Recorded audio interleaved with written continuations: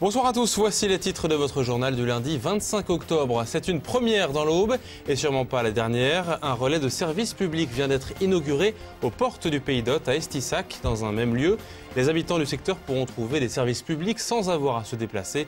On y revient dans un instant. Le pigeon texan, star de Brienne, le temps d'un week-end, on ira à la 57e exposition nationale d'aviculture où se déroulait samedi et dimanche un championnat national du pigeon texan, des animaux choyés et jugés par des professionnels. Et puis notre première édition ce soir du JT des Nuits de Champagne 2010. Le festival a commencé hier avec l'Aube à l'unisson, un concert plein d'émotions dans lequel 850 collégiens ont repris des airs de l'invité d'honneur de cette année, Louis Chédid. Alors que la pénurie de carburant commence à peser, notamment pour ceux qui habitent à la campagne, voilà une idée qui a de l'avenir.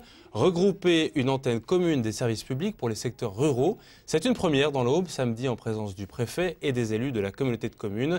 Le premier relais de service public a été ouvert à Estissac dans les locaux de la communauté de communes des Portes du Pays d'Hôte, encouragé par la loi. Il rassemble le Pôle emploi, la CAF, la CPAM ou bien la Caisse d'assurance retraite. Explication Damien Ardois. La communauté de communes des Portes du Pays d'Hôte, c'est 5800 habitants à une vingtaine de kilomètres de Troyes. La convention signée samedi permet de tisser un nouveau lien entre cette population et 5 administrations. Nous sommes tous attachés, nous élus de proximité et nos concitoyens, d'avoir dans notre secteur rural ces services de proximité.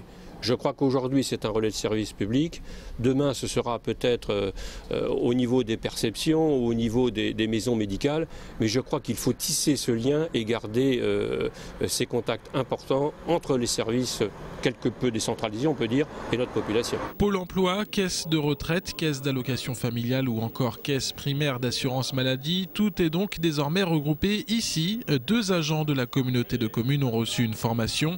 Elles sont désormais aptes à renseigner et guider les administrés, surtout lorsqu'il s'agit d'engager des démarches via Internet. C'est à la fois de développer l'administration électronique, parce qu'elle est source d'économie, elle est source de rapidité et de développement durable, et en même temps s'assurer à tout moment que les populations les plus vulnérables, celles qui ont aussi le plus besoin de proximité, eh bien, puissent disposer pour l'accès aux droits, pour la protection sociale, de ces relais de service public. Ce premier relais de service public dans l'Aube est ouvert toute la semaine de 9h à midi, également l'après-midi de 14 à 17h, les lundis, mardis et jeudis. Cela représente en tout 26 heures par semaine.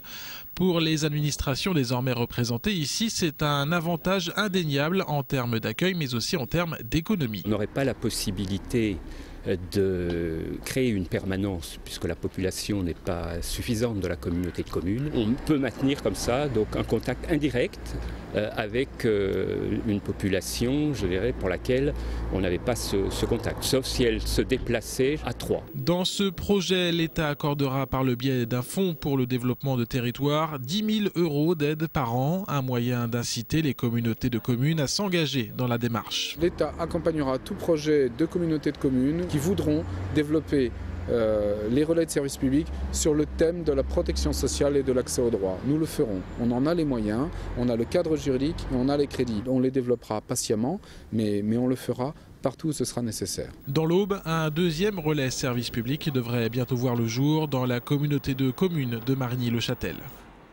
En football vendredi, l'Estac a laissé passer une bonne occasion de reprendre la première marche du podium de Ligue 2 contre Clermont-Ferrand au stade de l'Aube. Pour la 12e journée de Ligue 2, les Bleus et Blancs s'en sortent une nouvelle fois avec un match nul, 1-1 contre les Auvergnats.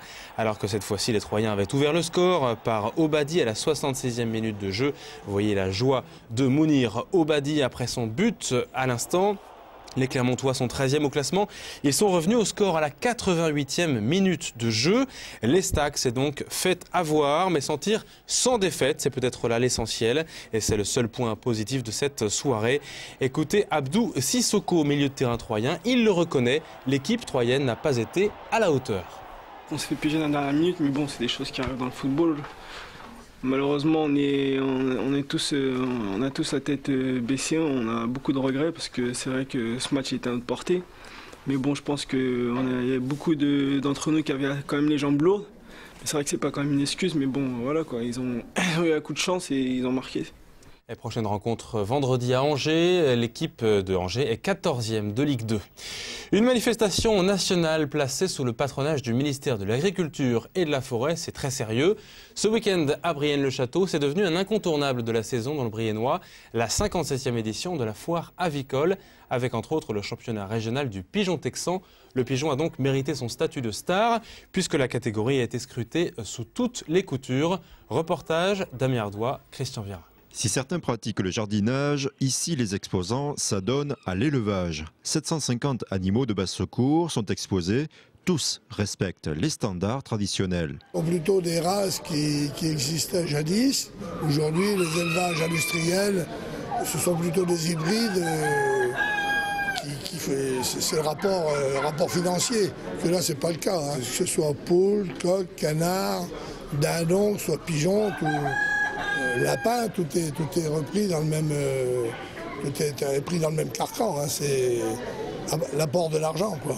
Cette année, c'est une race américaine qui est à l'honneur, les pigeons texans, une race pratique aux yeux des éleveurs. C'est un pigeon qui est autosexable, qui veut dire que le mâle est toujours blanc et les femelles de couleur. Donc à 15 jours, on peut savoir ce qu'on a dans les nids, si c'est des mâles et des femelles en jeune.